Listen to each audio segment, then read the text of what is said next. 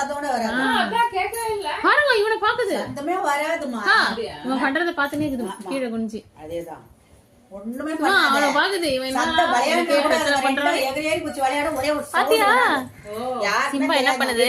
அதுதான் சத்தம் எதுவுமே பண்ணல. வராதுமா அந்த பூனை மாதிரில சுத்தரன் திரும்ப சுத்தரன் உன்னையே பாக்குதுடா இது.